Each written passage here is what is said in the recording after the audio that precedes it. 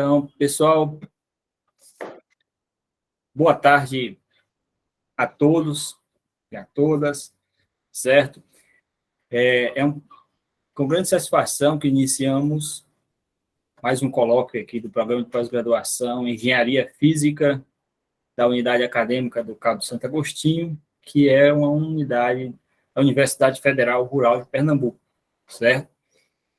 E para o colóquio de hoje, nós temos um convidado, para mim é uma satisfação ter como convidado aqui do programa, o professor Eduardo B.D. Barros, do Departamento de Física da Universidade Federal do Ceará. Eu não preciso de cola, porque, cola que eu digo, né, não preciso olhar o lápis do professor B.D., porque eu já o conheço há muito tempo, então eu sei algumas coisas da sua história acadêmica, científica, certo? O professor B.D. fez graduação na Federal do Ceará, Departamento de Física, mestrado, fez doutorado, e o doutorado, uma parte do doutorado foi no MIT, em seguida fez pós-doutorado no Japão, depois no MIT novamente, certo? E aí tem trabalhado em física do estado sólido, física da matéria condensada, em diversas áreas, e com bastante aplicações, certo? E hoje nos dá a satisfação de ouvi-lo falar sobre interação luz-matéria em supercristais plasmônicos.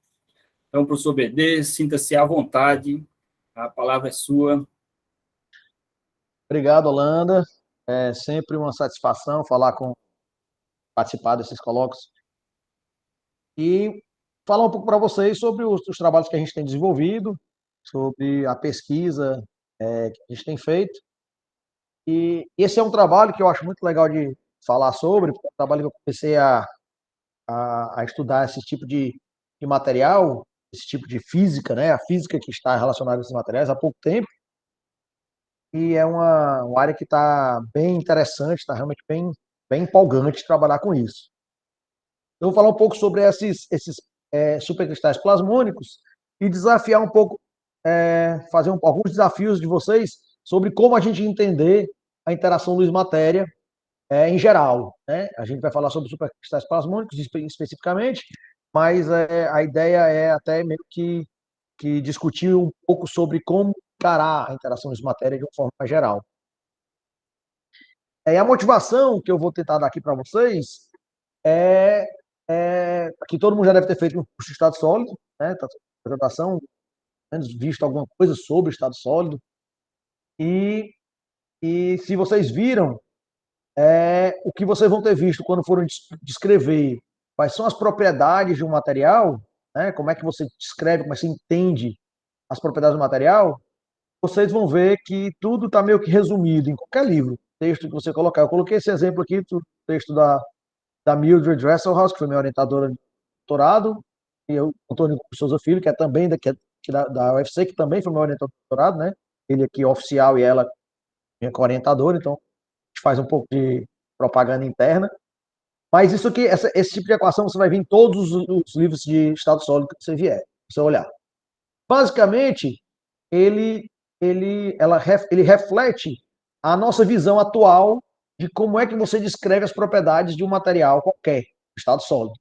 Como é que você descreve? Você descreve ele através de um hamiltoniano que está associado à dinâmica dos elétrons e à dinâmica dos núcleos, e a interação entre eles é simplesmente a interação coulombiana entre elétron e núcleo, entre elétron e elétron, e entre núcleo e núcleo. Ou seja, tudo está resumido em olhar para as propriedades da interação entre os elétrons e os núcleos e das suas próprias dinâmicas. E aí, nesse caso, ninguém tem uma pergunta que vem, onde é que está a interação com o campo eletromagnético, né, com os fótons? E isso geralmente é visto como perturbação. Por quê? Por que geralmente você vê como perturbação? Porque você pensa assim, olha, a interação com a luz da luz da matéria é fraca, comparado com a interação entre os elétrons e os núcleos, isso é muito mais forte. Então, assim, como essa interação é fraca, você pode colocar ela como sendo uma perturbação e você resolve contra as propriedades do seu material, utilizando essa hamiltoniana, dando essa análise, essa dinâmica elétrons e núcleos, e depois você coloca a luz lá e diz, ó, agora vamos ver o que acontece quando você incide luz no material. É mais ou menos essa a visão que é utilizada em todos os livros de estado sólido, e a base do nosso conhecimento e da nossa forma de entender e de compreender as propriedades dos materiais. E aí a pergunta é se isso é verdade. Eu posso sempre considerar a interação da luz-matéria sendo algo fraco, de modo que eu posso utilizar ela como uma perturbação? Né? E a resposta é que não. Eu vou já mostrar um pouco para vocês sobre isso. Então, só num pouco de background, para vocês terem uma ideia mais ou menos de onde anda a física dos materiais da interação luz-matéria, geralmente ela é encarada de duas formas diferentes e completamente diferentes, completamente independentes. Uma é nas cavidades ópticas, que são isso, são basicamente dois espelhos que você controla e você incide luz sobre ele, um deles é perfeito, então quase perfeito, mas você consegue fazer com que a luz incida sobre eles. Pela distância que você dá entre os espelhos, você consegue selecionar qual que você quer excitar lá dentro.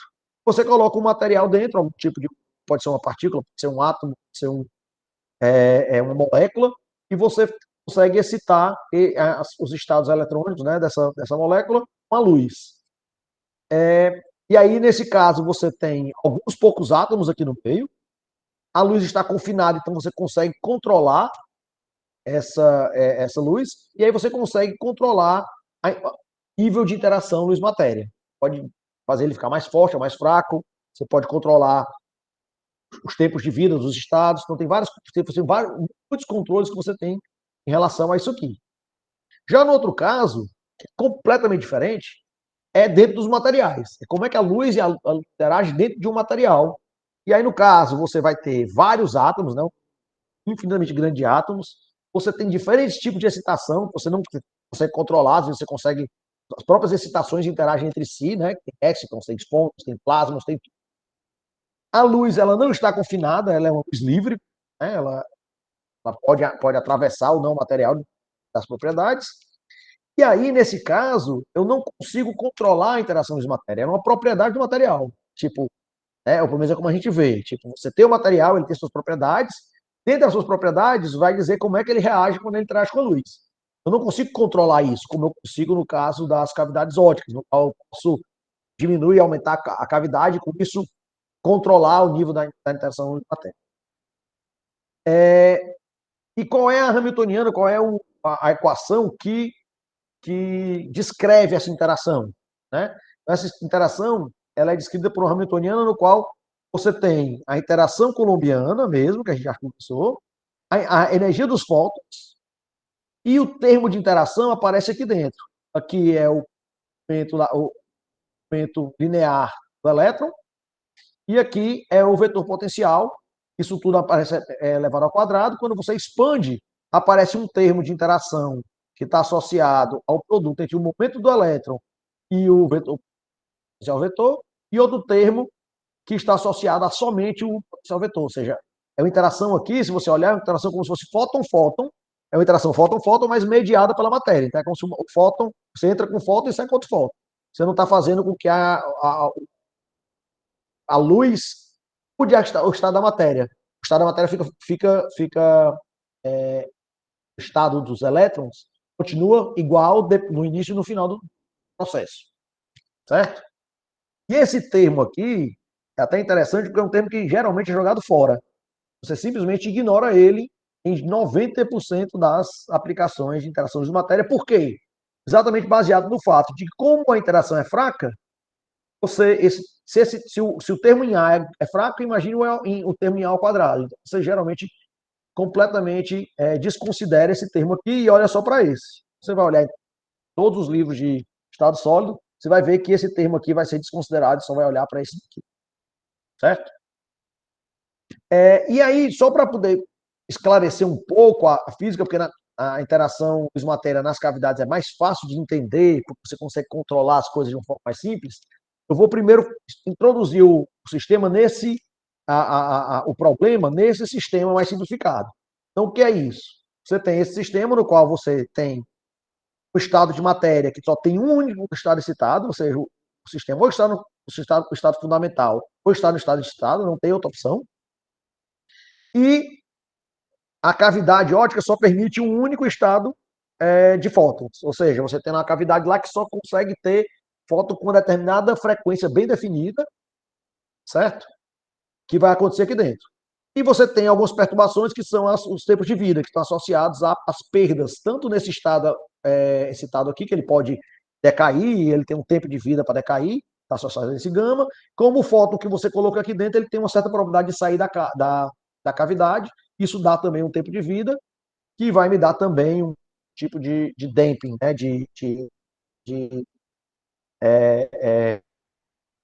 em termos de fricção, de perda de energia do meu sistema, certo? E aí eu posso pegar, dizer que a minha interação ela é parametrizada por um único parâmetro, que eu vou chamar de G. Então o G vai me dizer o quê? Quão forte é a interação entre luz e a matéria. As minhas perdas do meu sistema, né? A minha perda de energia do sistema vai estar associado a esse kappa e esse gama quadrado, que são proporcionais um ao outro. E aquele termo lá que vai com A ao quadrado, esse termo aqui, ó, ele vai ser proporcional também a esse G, esse parâmetro G ao quadrado. E a minha energia do meu sistema, a energia total do meu sistema, desconsiderando as perdas, né, desconsiderando inicialmente as perdas, ela vai estar associada a quantos fótons tem nessa cavidade, a quantos estados excitados aqui eu consegui popular, mais a energia de interação, mais a energia desse termo aqui que vai com ao quadrado, que é chamado de termo diamagnético, certo? Então, tem esses termos. Esse aqui, eu disse, inicialmente a gente desconsidera.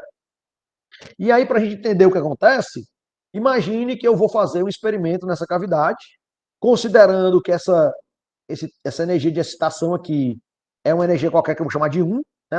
Eu vou dividir todas as energias do sistema por ela, para poder ficar ela em 1. Ela é independente do vetor de onda, desculpa, do comprimento de onda da luz que eu escolhi para essa cavidade. E eu posso controlar o tamanho da minha cavidade e o laser que eu uso para poder controlar a energia do fóton que está na cavidade, certo? Então, digamos que esse vai ser o meu sistema. E eu vou aumentando aqui a energia do sistema da fóton, mudando o tamanho da cavidade. Eu vou diminuindo o tamanho da cavidade e com isso eu vou aumentando a energia do fóton. Quando chegar aqui, se não tivesse interação, o que ia acontecer? A energia do fóton ia aumentar linearmente, né? Porque a energia do fóton depende de 2π sobre lambda. E a minha energia da minha excitação na cavidade seria 0. Seria 1 o tempo todo. Então seria o resultado se não tivesse interação. Na hora que eu coloco a interação, o que vai acontecer é isso. Vai acontecer que quando as energias do fóton e da excitação forem próximas, elas vão interagir, vão acoplar, e eu vou ter agora uma energia de um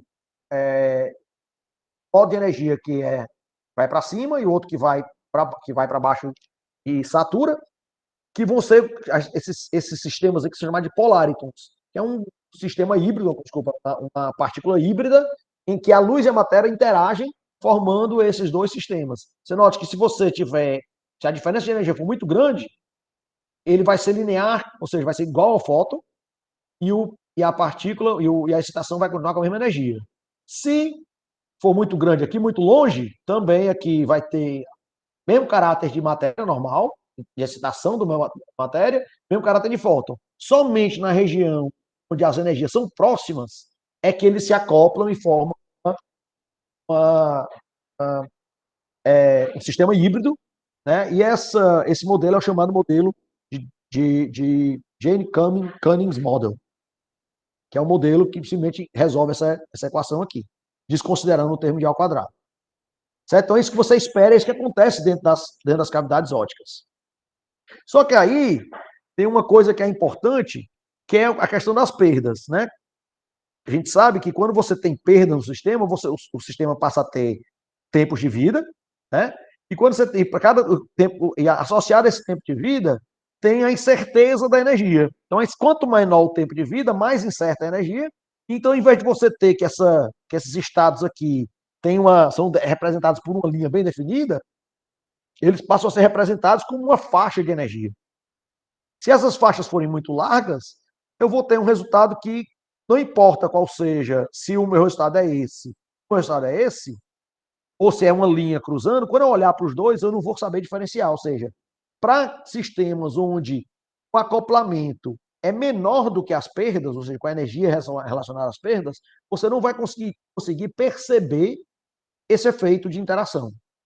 De modo que, nessas situações, né, que eu chamo de situações de acoplamento fraco, não faz diferença eu falar de polaritons. Não faz sentido eu falar de polaritons. O que eu tenho é o fóton, o que eu tenho é a, é a matéria, e eles interagem, mas como se eles fossem cada um independente do outro, porque qualquer tipo de interação que acontece entre eles está embebida em todas as outras interações que ele já tem, e aí você não vai conseguir diferenciar.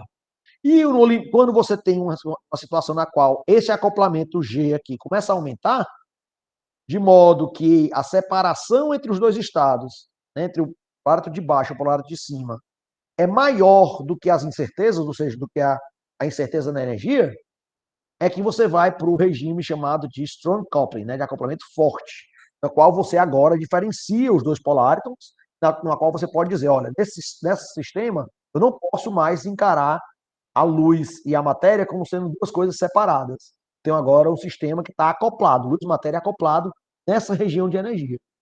Beleza? Então é isso que a gente tem, em geral, na, nas cavidades ópticas. E as cavidades ópticas são exatamente para reduzir essa incerteza nas energias, para que você possa perceber e mensurar as propriedades polaritônicas do material. Certo?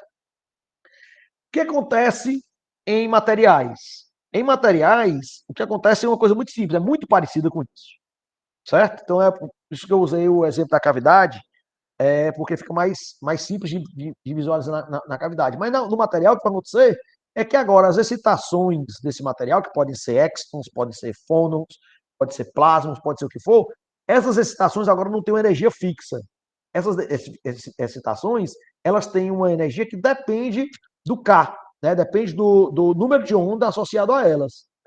Elas são representadas como ondas dentro do material, que tem agora uma relação de dispersão. E já a luz, como não está confinada, a luz pode ter qualquer um desses comprimentos de onda aqui, ó. Quem vai definir isso vai ser o quê? Vai ser a minha escolha de excitação, mas na verdade eu não vou nem falar de escolha de excitação, não. Essas são as energias que a luz pode ter no material. Independente de se eu excitei ou não, essas são as energias da luz. Então eu tenho as energias da minha excitação, que aqui eu estou escolhendo uma única excitação, mas quando você vai olhar as possíveis excitações do material, na verdade, você ia ver várias bandas dessa aqui aparecendo.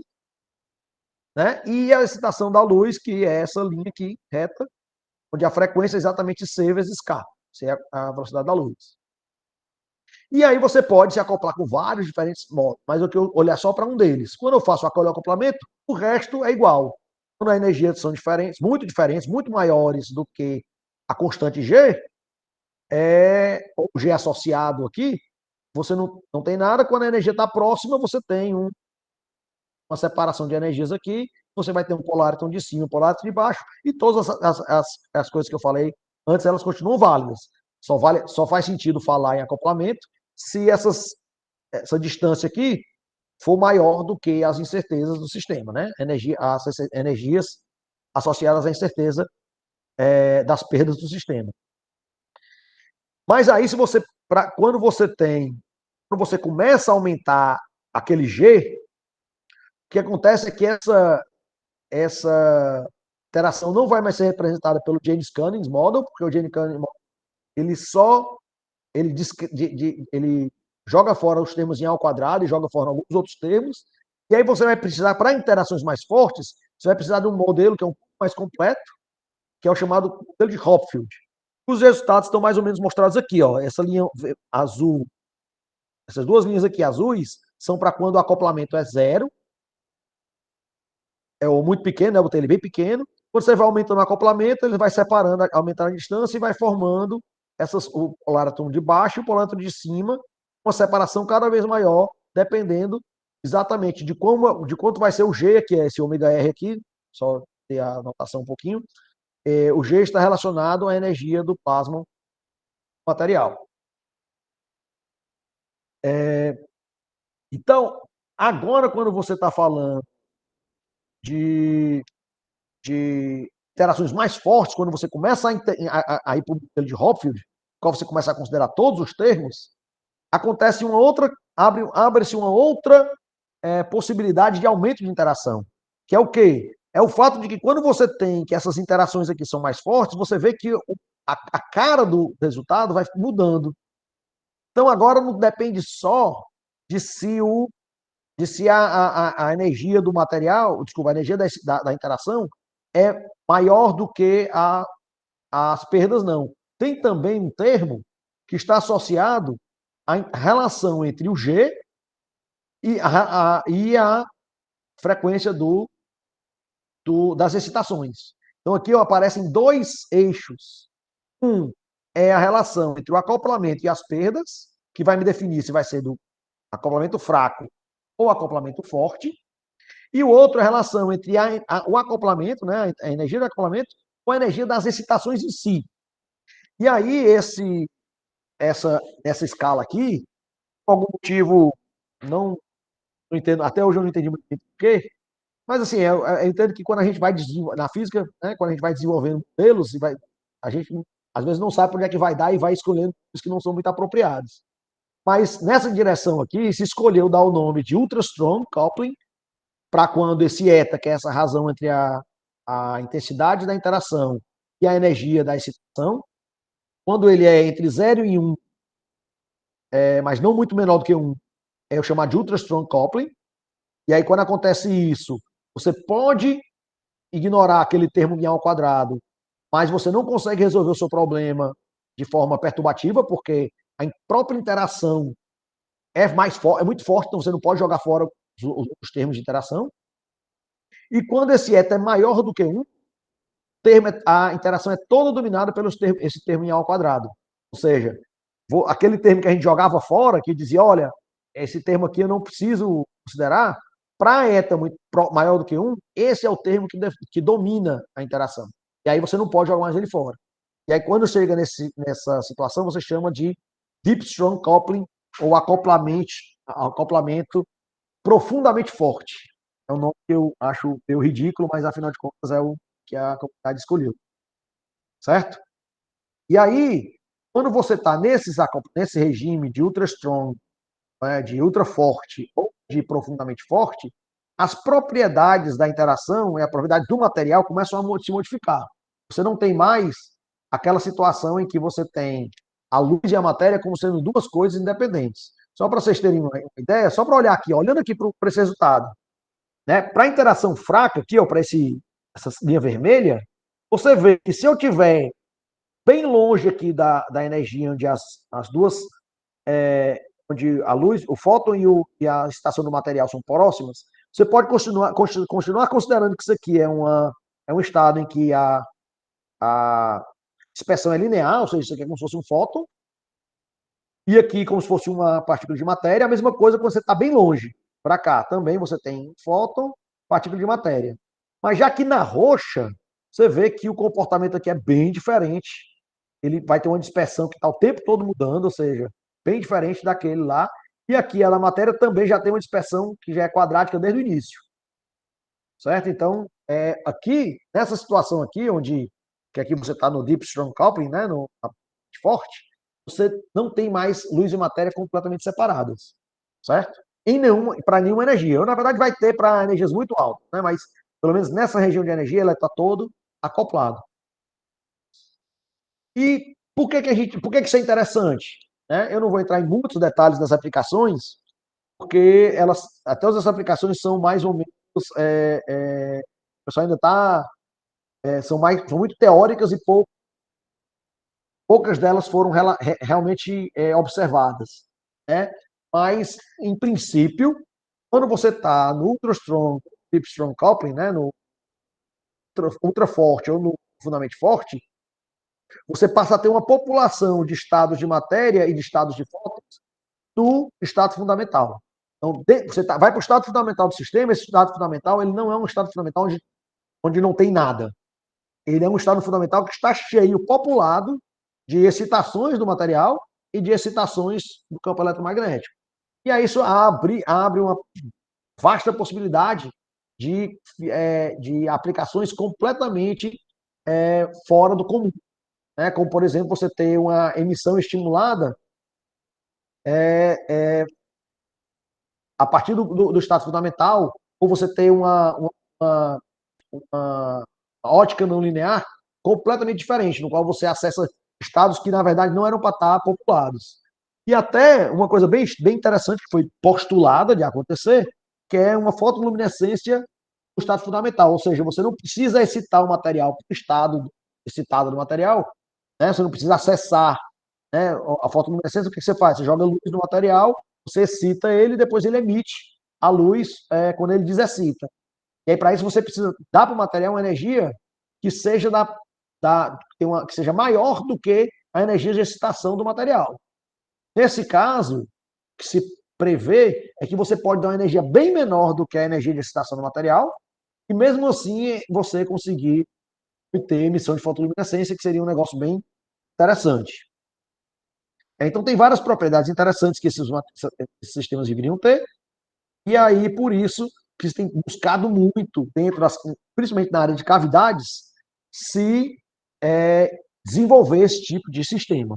Então, já fizeram isso de várias formas diferentes, usando nanopartículas colocadas no fio de ouro, ou então circuitos supercondutores, poláritos em semicondutores, moléculas, né, colocadas em cavidades, mas todas essas tentativas, elas estão envolvidas especificamente em cavidades ópticas. Você coloca na cavidade, você tem uma excitação específica do material que você quer excitar e você usa a cavidade para controlar essa excitação.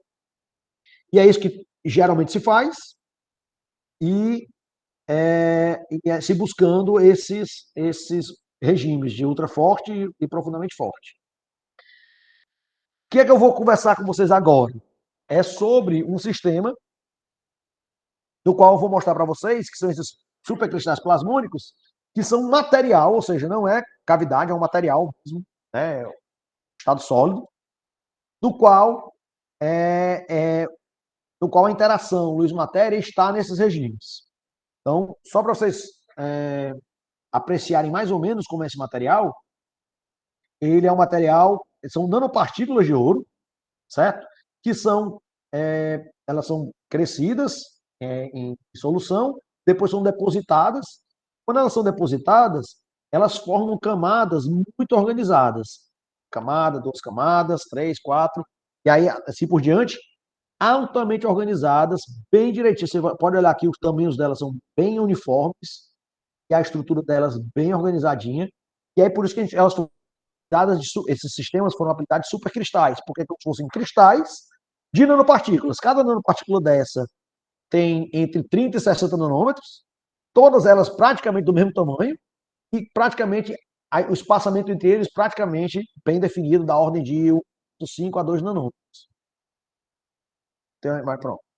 E aí, essas nanopartículas foram desenvolvidas pelos colaboradores lá da Universidade de Hamburgo, na Alemanha, e a gente foi estudar essas nanopartículas.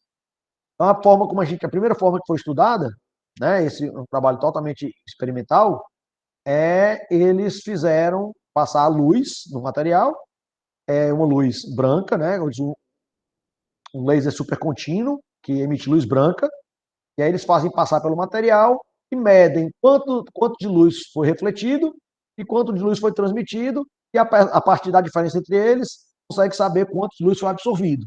Você consegue medir para uma camada, 2 camadas, 3 camadas desses supercristais, quanto de luz passa e quanto de luz é absorvido. E o que aconteceu? A primeira coisa que aconteceu com esses materiais foi que a gente começou a observar o espectro deles de absorção e começou a aparecer uns estados, uns picos de absorção em posições que a gente não esperava. Esperava que para essas nanopartículas desse tamanho, a única absorção que acontecesse dele fosse lá em cima, numa energia bem alta, que é a energia do mais ou menos de 3 eletronvolts. Na verdade, não era nem para aparecer a absorção da partícula, porque toda essa energia nesses 3 eletronvolts, a partir daqui de 2,5 eletronvolts, é absorvida pelos próprios estados da própria luz, mas, desculpa, da própria luz não, as transições eletrônicas do material, mas o que a gente começou a aparecer é que para quando você tinha uma bicamada, você tem esse pico aqui de absorção, ó, que não aparece para a monocamada. A monocamada não aparece ele. Quando você vai para a bicamada, aparece um pico de absorção. E aí a gente pensou, a primeira interpretação que a gente deu para isso foi de que isso era uma observação de modos, chamados modos escuros. São o quê? São esses modos aqui em que os plasmos dessa partícula estão oscilando para cá, ó, os plasmos das partículas dessa camada estão oscilando nessa direção, e os plasmos da partícula dessa camada estão oscilando na outra. E aí, se você for olhar o momento de dipolo total do meu sistema é 0, ou seja, se eu considerasse, se eu fosse calcular o momento de dipolo disso, seria nulo, então ele não interagiria. Mas como esses dipolos estão separados por uma certa distância, dependendo do comprimento de onda, você pode ou não observar isso aqui. Essa foi a primeira interpretação que a gente teve para isso. E a gente fez cálculos teóricos, né? O meu aluno de doutorado estava lá na Alemanha na época, ele fez uns cálculos teóricos que batiam perfeitamente com o resultado, confirmando que era esse tipo de sistema. E aí isso teve algumas, a gente discutiu algumas possibilidades de resultados, de aplicações para isso, como, por exemplo, geração de elétrons quentes, porque como esses plasmos escuros, eles emitem pouca luz, eles absorvem luz, mas emitem pouca luz, eles têm um tempo de vida bem mais longo. Você consegue gerar elétrons quentes, né, e várias possibilidades de aplicação. E aí a gente continuou estudando esses partículas, esses sistemas. Começando a estudar como é que todas as propriedades do sistema variam com a distância entre eles, como é que varia o tamanho das partículas, fizemos vários cálculos, calculamos também como é que é o aumento do campo elétrico em relação a isso. Então a gente começou a investigar esses materiais. E aí, quando a gente começou a olhar, o que acontece quando você coloca mais camadas? Tá? A gente tinha visto que com 2 camadas apareciam esses módulos dark. E aí, quando botou 3 camadas, tanto no experimento quanto na simulação, começaram a aparecer outro pico de absorção. Essa linha preta aqui, ó. E esses picos de absorção, a gente viu que eles podiam ser explicados, né? A gente calculou teoricamente, explicou eles que são modos assim, ó, plasma oscilando nessa direção aqui, esse aqui para cá, e esse aqui para cá, ou seja, em contrafase, né? E assim por diante. E aí, quando a gente foi fazendo para mais e mais plasmas, mais e mais partículas, e foi aparecendo cada vez mais modos, e sempre formando dando na parte teórica, mostrando que os momentos de dipolo de cada um dos plasmas formavam esses padrões. E aí foi que o Nicholas, que era o autor principal, né, do artigo, do trabalho, ele percebeu e sugeriu a seguinte coisa: será que a gente não está vendo plasmas que estão se propagando ao longo do material? Né? Para quem já estudou um pouco de plasmas, né, que são plasmas, são as oscilações dos elétrons de um metal. Você tem uns elétrons, os elétrons do metal, você pode encarar elas como se fosse uma nuvem eletrônica, mas que na hora que ela começa a deslocar, ela deixa uma parte, os núcleos atômicos do metal ficam fixos. Quando você tem uma perturbação na densidade eletrônica, você vai ter uma força de restauração que vai querer voltar para a neutralidade. Essa força de restauração faz com que você tenha que os elétrons, a densidade eletrônica oscile. E essas oscilações são chamadas plasmas. Para quem já estudou os plasmas, sabe que se você tiver um pedaço de metal gigantesco lá, uma barra de ferro, uma barra de ouro, os plasmas eles só existem na superfície. Eles não conseguem se propagar para dentro do material. Por quê? Porque tem as perdas, né? Efeito Joule. Se ele tentar propagar para dentro do material, toda a energia é absorvida e o plasma não se propaga. Então ele só se propaga na superfície. E aí a pergunta que a gente fez é: será que para esses sistemas, desse formato, será que ele pode sustentar plasmas que se propaguem ao longo do material? E aí a gente fez a seguinte propostas. Vamos considerar que sim, que a gente encarou cada um daqueles módulos lá onde os momentos de dipolo estão com esses formatos, considerou eles como sendo ondas, como se fossem plasmas que se propagam ao longo da superfície, ao longo do material, né, dentro do material, mas sujeitos a uma condição de contorno de que o campo, de que o aumento de dipolo nas bordas tem que ser sempre o máximo. E aí, quando a gente considera isso, que é exatamente o resultado que deu nos cálculos teóricos, né?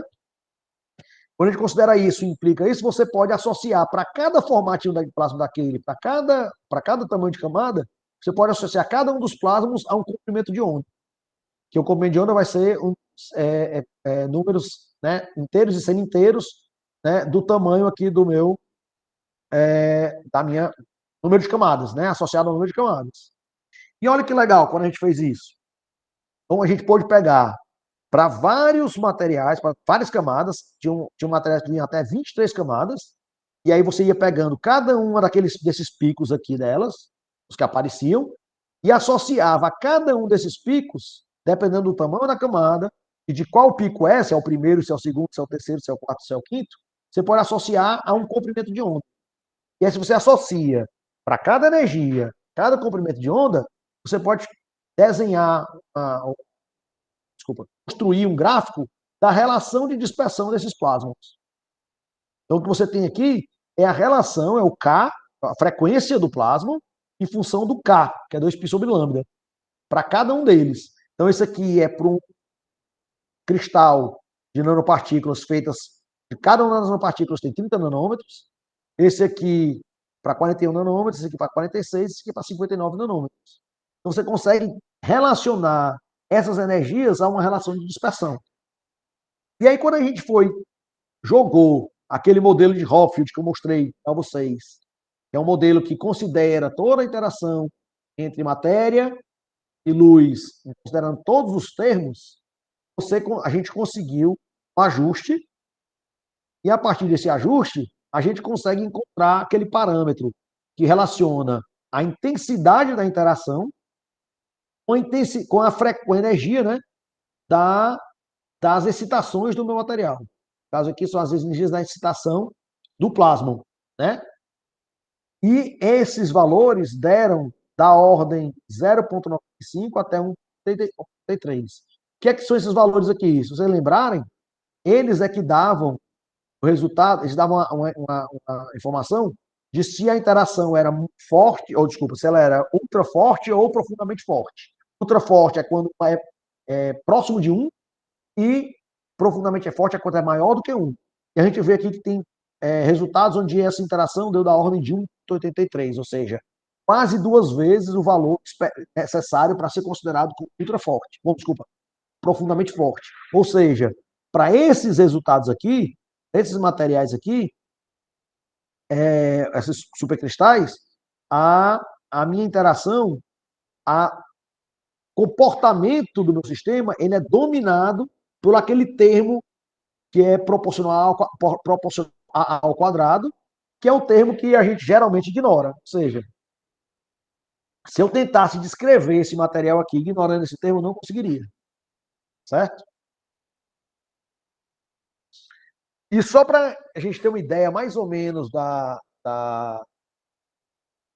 natureza desse resultado, esses aqui são alguns resultados experimentais que foram feitos em sistemas, né, em cavidades. Eu não tenho aqui cada um, o que significa cada um, mas você pode olhar no artigo, da referência daqui a pouco. Dessas energias, aqui é o eta, né, que é essa razão entre a energia da excitação, a energia da interação e a energia das excitações, para alguns materiais, e você vê, aqui nessa escala aqui, é a própria energia da excitação. Por que a gente plotou assim? Plotou isso porque, para energias de excitação muito pequenas, você só consegue observar esse sistema, as propriedades do sistema, se a sua temperatura for menor do que essa energia de excitação. Senão você está populando o seu sistema com um monte de excitações, você não consegue ver nada, fica uma bagunça grande.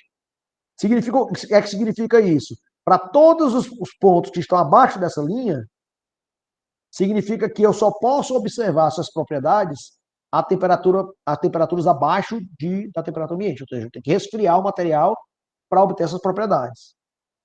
E esses resultados, os nossos resultados são os primeiros resultados que estão no regime profundamente forte e a temperaturas acima da temperatura ambiente. Ou seja, todos os nossos medidas foram feitos à temperatura ambiente, nós mesmo assim conseguimos observar com clareza o fato de que elas estão no regime profundamente forte.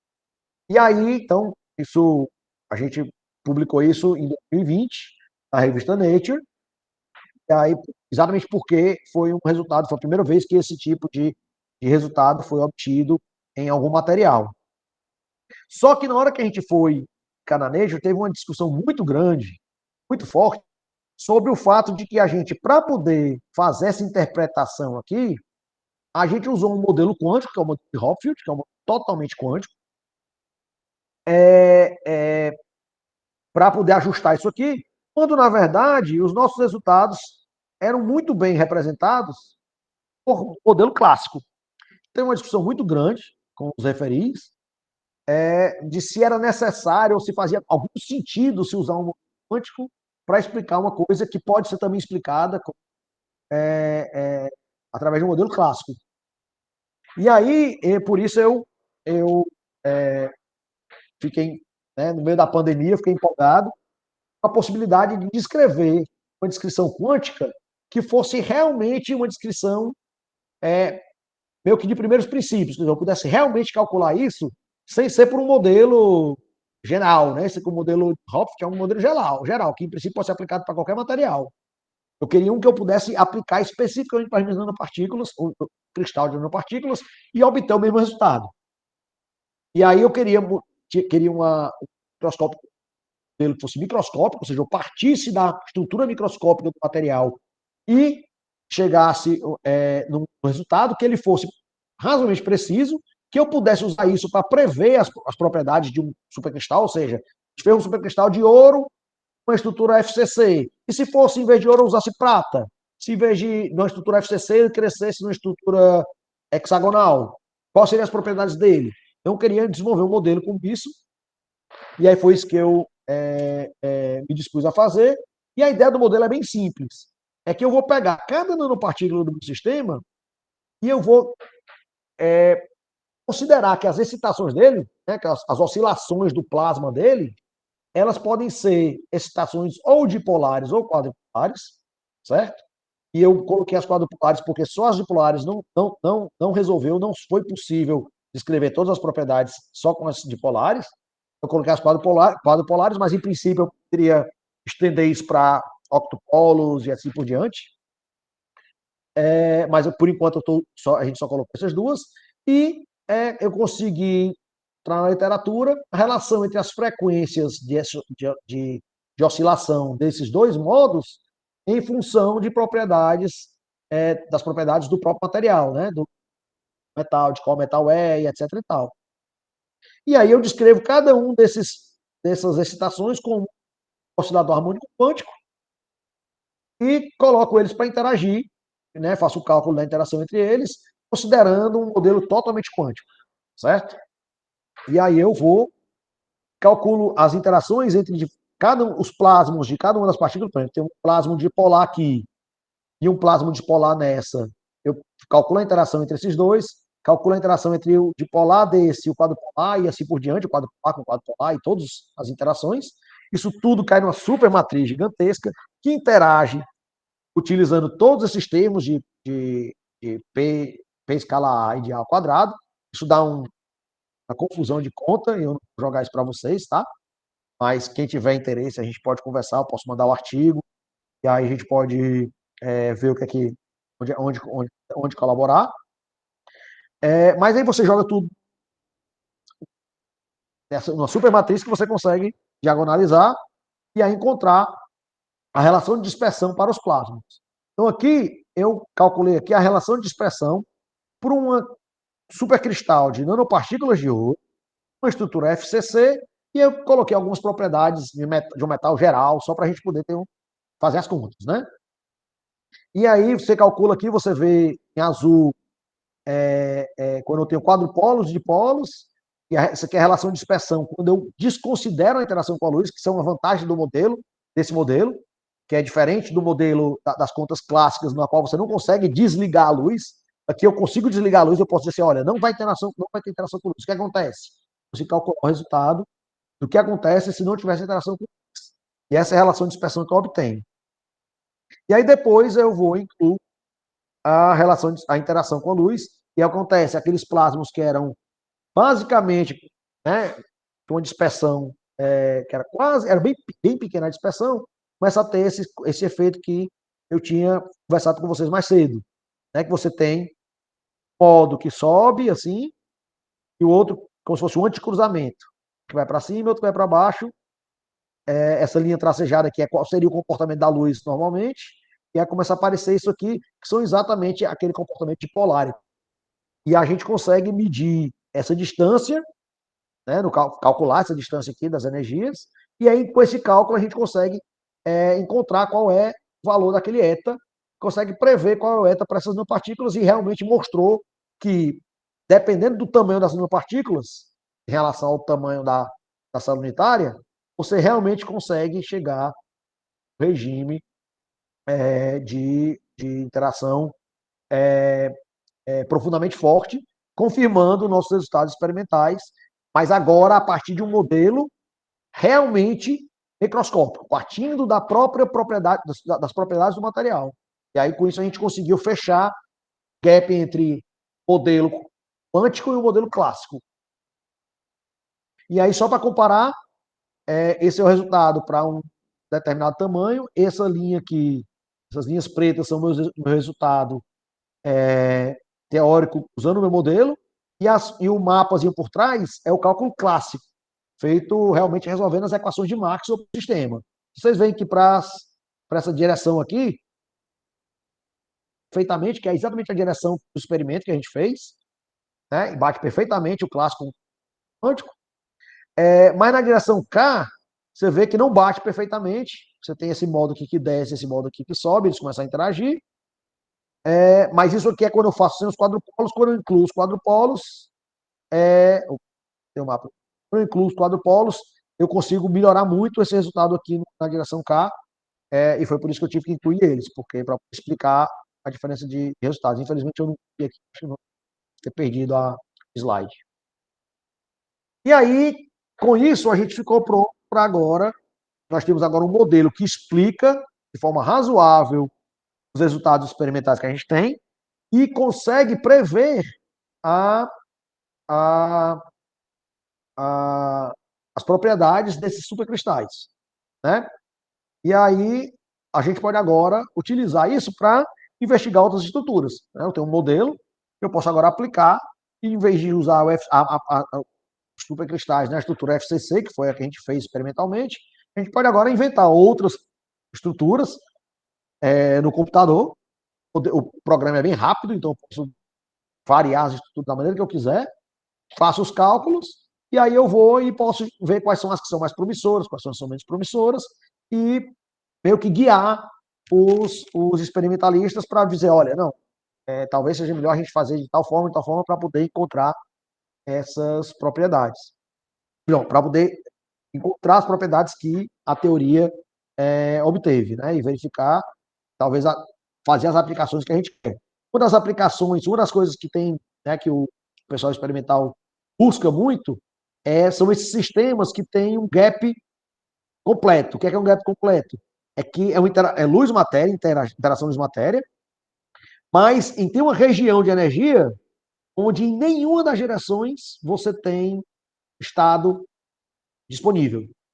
Que acontece, por que isso é interessante? Porque se eu pegasse meu supercristal do jeito que está aqui, né, que eu calculei, se eu conseguisse construir esse supercristal, né, que eu calculei aqui, e eu, dentro desse meu supercristal, eu botasse uma nanopartícula que tem uma energia de, por exemplo, de 4 eletronvolts aqui, essa nanopartícula que emite nessa energia, digamos que eu botasse uma nanopartícula, uma molécula que emite nessa energia, essa molécula ia ficar totalmente confinada, porque eu não ia poder emitir para nenhuma direção, porque não tem nenhum estado eletrônico disponível, desculpa, nenhum estado de fótons, né, e de de plasma disponível para ela emitir. Então, ela ficaria completamente confinada, seria um confinamento, seria uma caixa ótica perfeita, né?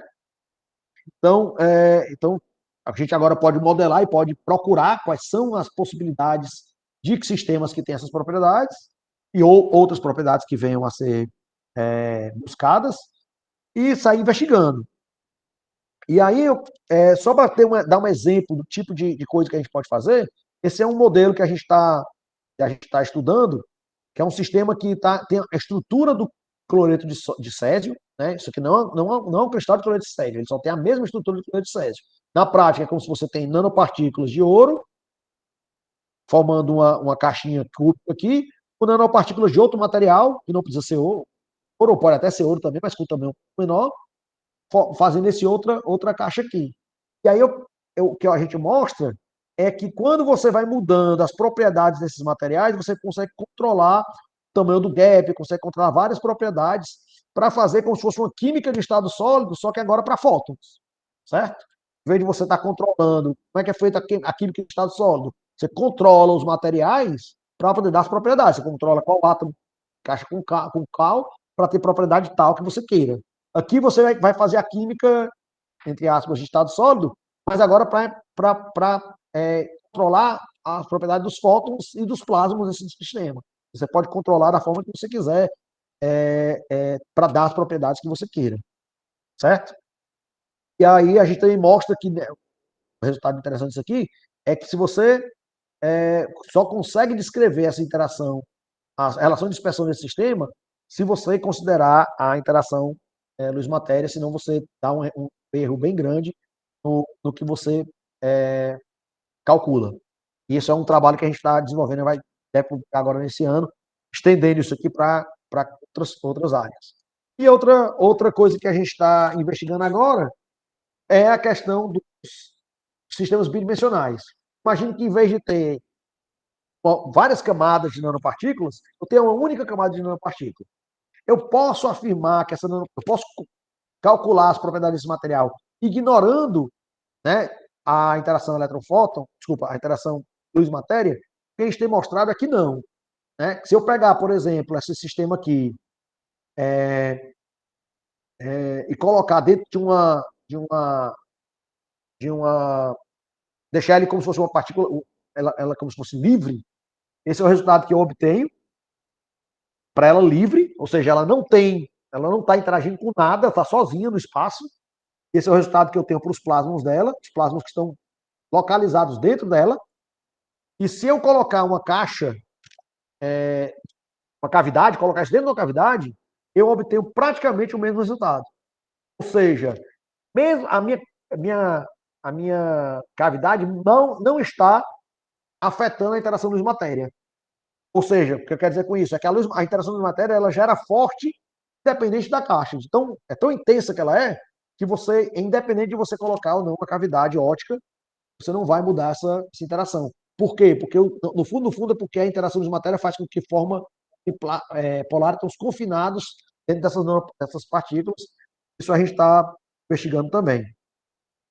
E aí significa que mesmo que você tenha uma única folha de ouro, única camada desses materiais, você não pode ignorar a interação de matéria para descrever as propriedades desses materiais, e a gente está investigando isso.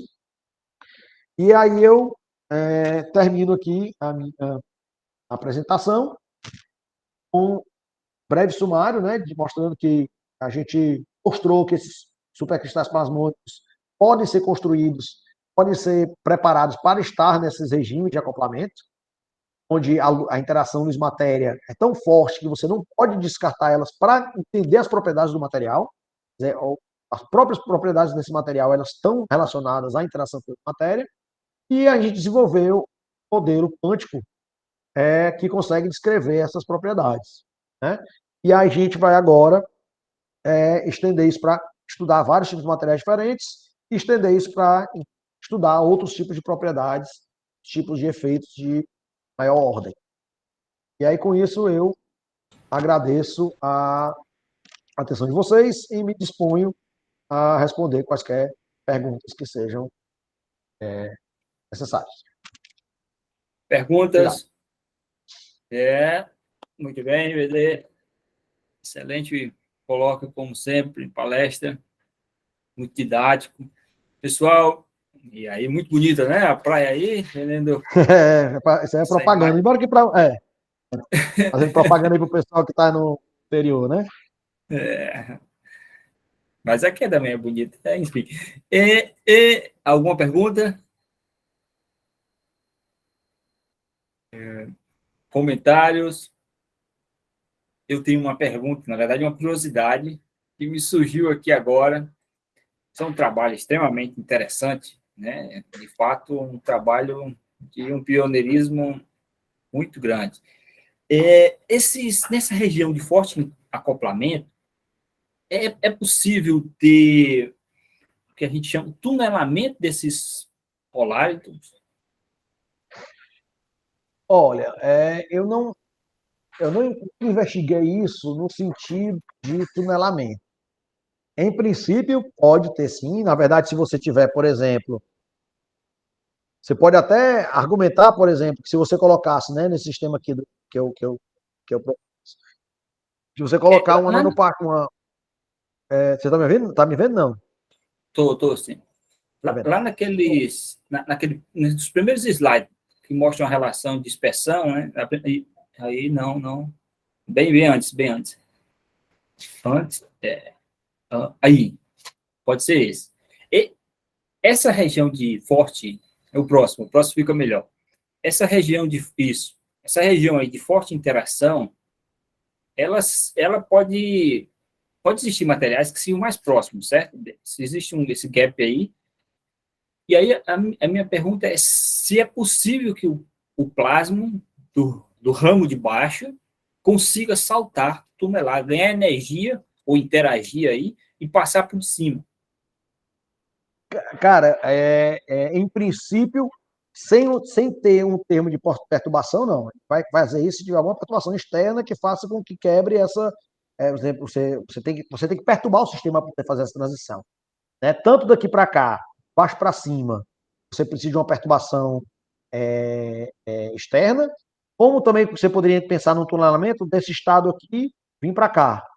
Né? Que aí você não ganhando energia, você pode fazer isso, mas aí para esse espalhamento, para aqui não seria um tunelamento, seria um espalhamento. Você tem um defeito do material, e aí você faria com que um plasma que está aqui, e aí se for um defeito, ele não pode dar energia para o sistema, mas ele pode mudar o momento, né? Você pode, na hora de espalhar, você pode, observando a energia, mudar de momento. E aí você pode ter um espalhamento de um estado desse aqui para esse aqui. Isso acontece, isso é muito normal acontecer quando você tem defeitos no sistema, que podem ser defeitos dentro do sistema como um todo, pode ser uma borda, né? Na borda você vai ter um acoplamento desses poláricos aqui. Então isso realmente acontece até utilizado esse tipo de coisa para você citar poláricos. Às vezes você não consegue, muitas vezes você não consegue citar um poláriton porque por causa da diferença entre o momento da luz que você manda e do poláriton que está lá dentro. E aí o que o pessoal faz? Ou coloca uma borda, faz isso numa borda para poder você aproveitar a quebra da conservação do momento na borda para você poder fazer a excitação de um dos polárítons através do outro, certo? Então isso acontece muito, né? A sua percepção é razoável. Agora, para você vir daqui para cá, de baixo para cima, ou seja ela verticalmente ou puxando para o lado, né?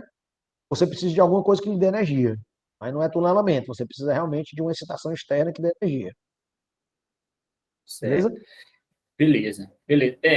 O ramo central da linha direta. É uma boa pergunta aqui. Larissa tem uma boa pergunta. Depois eu batizo. Vamos ver aqui a pergunta que vai nesse Tu vai ter sentido que ler para mim que eu também. não consigo ver, não, tá? Não consigo ler, não. Perfeito. Tu vai ter que ler. A Larissa, ela fez a seguinte pergunta: a interação forte só foi observada em partículas metálicas? É uma excelente pergunta, por sinal. É uma excelente pergunta. É, O nome da. Quem perguntou? foi a Larissa.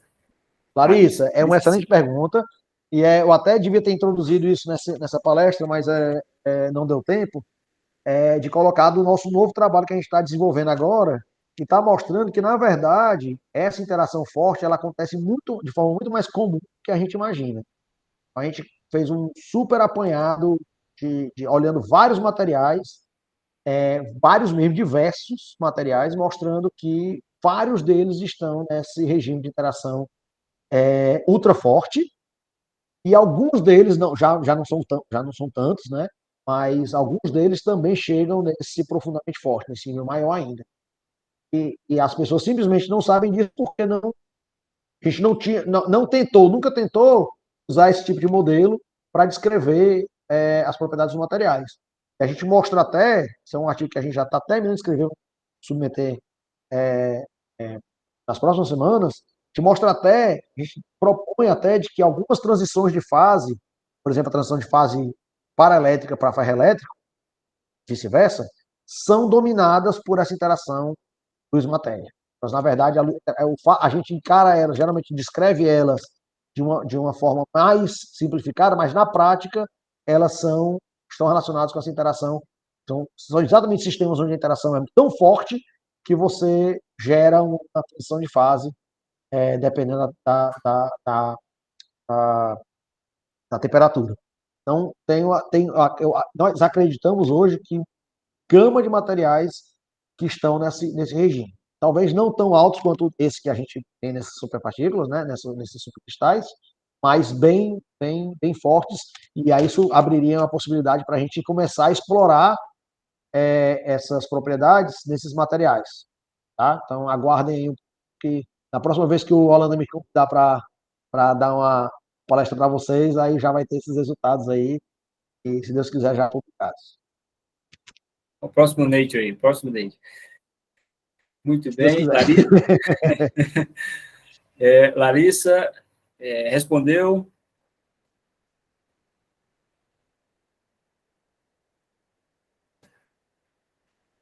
Assim, ela confirmou. O Albert tem uma pergunta. Albert, por favor. Albert é colega aqui da UAXA, professor também. Olá, Eduardo, tudo bem? Opa, tudo bom? Eduardo, excelente palestra. Eu fiquei muito empolgado aí pelos resultados que vocês apresentaram aqui e pela perspectiva que abre todo esse estudo aí para novas pesquisas, né? Você chegou a comentar de que tem algumas aplicações sobre isso. Obviamente, o trabalho que vocês estão desenvolvendo, ele está fundamentando as bases de toda essa pesquisa, né? Mas aí eu fiquei inquietado e eu vou lançar essa pergunta, não como pergunta, mas como existe a possibilidade de fazer isso, né? Que se você trabalha em ótica não linear, até na absorção multifotônica ou na geração de altos harmônicos, existe alguma proposta de estudo para esse tipo de materiais aí? Porque à medida que você vai incrementando camadas nessas superfícies, né, em cada uma desses layers que você tem aí dessas nanopartículas, cada vez você vai observando novos picos de absorção em determinadas frequências, né? Então, será que é possível, se você trabalha com uma absorção multifotônica, excitar essa absorção em um determinado tipo de número de camadas, em alguns materiais sim, em outros não? Poderia ser uma previsão de estudo de absorção multifotônica ou geração de altos harmônicos, dependendo das camadas que vocês trabalhem aí? Alberto, isso é uma excelente pergunta. É uma das áreas que eu já tentei conversar lá com os colaboradores lá da Alemanha para a gente trabalhar um pouco mais nessa ideia de ótica não linear, porque toda ótica não linear, até onde eu saiba, ela é não linear, mas ela só considera esse termo aqui, ó. Uhum.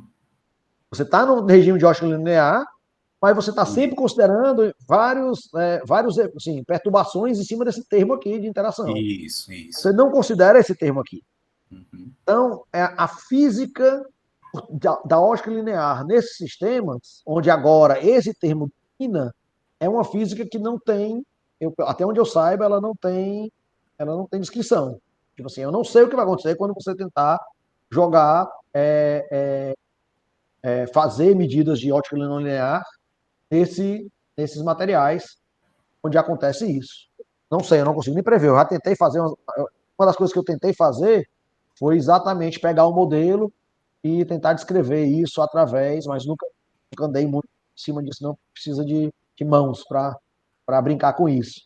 Mas é com certeza uma área que eu acho que seria super interessante de se trabalhar. Eu lembro que na época eles fizeram as medidas de geração de segundo harmônico, não apareceu nada, mas também o supercristal ele é centrossimétrico. Aí eles fizeram de terceiro harmônico, apareceu o resultado, mas não apareceu nada que fosse assim, que a gente conseguisse descrever de forma simplificada para entrar no artigo. Então a gente terminou não colocando isso no artigo e ficou por isso mesmo. Mas eu acho que é uma área que é super interessante. Eu tenho um estudante meu que está lá aprendendo a fazer supercristais. Eu não sei se ele vai conseguir, porque parece que deu muita complicação, mas se ele aprender, aí eu vou poder vir para cá fazer os supercristais e a gente fazer essas medidas aí, colaboração com quem tenha equipamento para tal. Que ótimo, que ótimo. E no caso dessas camadas, até agora, vocês trabalharam nesses trabalhos que você apresentou aí só com 2 camadas? É aquela que eu vi lá no Muir, né? Aquele artigo. Eu não sei se tem já estudos para supercristais de mais camadas. Isso é experimental, né? É experimental. Agora, nesse momento, o artigo que está lá na Nature, ele já mede, né, de forma medida geral, até 23 camadas. E atualmente, a maioria dos trabalhos que a gente está desenvolvendo, eles estão nos 2 extremos. Ou no extremo de bicamada, não de monocamada, porque monocamada a gente não consegue medir plasmons, né? Ou eles estão no extremo de bicamada, ou de pouquíssimas camadas, ou no extremo de tantas camadas que você já pode considerar como sendo MOOC. Então, os estudos estão sempre nesses 2 extremos, né? É muito raro a gente estar tentando fazer coisa com número de 5 camadas, 6 camadas, porque aí já nenhuma das 2 teorias a gente só consegue trabalhar. As teorias para 2 camadas é fácil e para bulk é fácil. Para o meio do caminho não é tão simples, né? Mas, assim, geralmente os nossos modelos, tanto experimentais quanto teóricos, estão nesses 2 limites aí. Certo. Mais uma pergunta, Eduardo, se o Holanda me permite aqui. No caso, nessa teoria que vocês descrevem, eu acho que até pela simplicidade de fabricar esse tipo de materiais, a estrutura do supercristal, que se assemelha à estrutura cristalina, é a cúbica de face centrada, né? Exato. A mudança, se você troca essa estrutura de organização dessas partículas? Demais, né? Isso que é a vantagem do modelo. O modelo é porque eu consigo mudar essa estrutura e o resultado muda completamente, na teoria, né? Sim. Na prática, formar esses supercristais com formatos e com estruturas diferentes é muito complicado. Exatamente. Mas a gente já consegue. Você vê que a estrutura de bandas para esse cristal aqui é completamente diferente para esse cristal aqui, que é um estilo diamante. E é completamente diferente para esse cristal aqui, que é um estilo cloreto de sódio. E também eu posso controlar as propriedades controlando o tamanho das partículas, o tamanho relativo entre as partículas. Aqui é para o tamanho das partículas sendo na razão que dá o maior feeling, né? Feel factor. Mas eu poderia, em princípio, colocar uma envoltura maior nessa partícula do meio, de modo que a partícula metálica mesmo seja menor. E aí isso vai mudar as propriedades daqui. Na verdade, é como na rede cristalina, né? Na estrutura cristalina. Você controla as propriedades dos componentes, você controla as propriedades da estrutura de bandas. É uma estrutura de bandas altamente dependente, tanto da forma como essas partículas estão arranjadas, das propriedades das partículas. Então, você tem uma gama de possibilidades, né? O que precisa é controlar a produção, né? A parte de síntese que é o grande gargalo nesse momento. E qual é a metodologia de síntese que está sendo usada para esse tipo? Cara, essa metodologia é uma metodologia bem interessante, porque ela é simplérrima de fazer na prática, fora que os truques de química são grandes, então, assim, na hora de fazer, de obter o resultado, pelo menos o meu aluno está lá há 1 ano e não conseguiu reproduzir de forma perfeita o resultado, não. Mas a ideia é, basicamente, como é que eles fazem? Eles produzem as nanopartículas basicamente, você bota lá o sal de ouro e deixa nuclear, ela nucleia, forma umas partículas bem pequenininhas, e aí Assim depois mesmo. você mede elas, não, se elas estiverem bem direitinho, aí você coloca em outra solução para elas crescerem. Aí você controla o tempo de crescimento, aí elas formam as nanopartículas em solução. São basicamente uma solução das nanopartículas que você construiu, umas moléculas, as micromoléculas que eu foto que eu tinha, são umas micromoléculas que ficam envolvendo a partícula de modo que elas não coalesçam mais. Isso. Você coloca nisso, eles formam uma solução disso aí, depois você deposita. Né? A química é uma química de bancada, não tem nada de super complicado. Agora, o controle dessa deposição, controle desse crescimento, para que o crescimento ocorra de forma organizada, isso tudo é um controle muito fino, de ajuste muito fino. Florian Schultz, que era o pós-doc do Rogoland, que foi que desenvolveu isso aí, ele consegue fazer perfeitamente, mas toda vez que a gente tenta dar um aluno para reproduzir, não fica tão bonito quanto os dele, não. As partículas ficam maiores, uma maior do que a outra, é um negócio meio. A gente está tentando descobrir o segredinho aí do crescimento. Mas se Deus quiser, a Leonardo ainda tem mais uns meses lá, vamos ver se ele consegue voltar de lá com essa Segredo, né? know-how. Mas mesmo que ele não consiga, eu tenho uma colaboração já estabelecida com eles, a gente tem um projeto com o TFG. Então, acho que por exemplo, se a gente tiver uma ideia de uma medida interessante para ser feita aqui, eu acho que eles não teriam problema nenhum de mandar uma amostra para a gente fazer as medidas aqui, não. Ah, que ótimo, Eduardo. Obrigado aí pela resposta. Sim, de fato, eu acho que eu tenho muito interesse aí, né, nessa área, né, principalmente aplicada à ótica não linear, então seria bom aí a gente continuar conversando, certamente. Obrigado. Beleza. Prazer, viu, Albert? Passo. Excelente, é uma possível colaboração. O Lasers Pulsados, especialista em medidas, né, desse tipo, né? Albert, ele fez o doutorado, mestrado, doutorado, de graduação, tudo, trabalha há bastante tempo com ótica não linear. Né? Legal. Pessoal, mais alguma pergunta? Comentários? Se não tem, novamente eu agradeço, sempre uma satisfação. Vou ver aqui o trabalho do professor Eduardo, certo? Então, por hoje é só. BD, eu chamo ele de BD, né? Então, BD, um grande abraço, tudo de bom. Grande abraço, Holanda. Sempre um prazer. Abraço a todos, obrigado aí pela audiência, Pela atenção. Né? pela atenção. Muito obrigado. Todos um final de noite aí. Abraço. Obrigado. Tchau, tchau.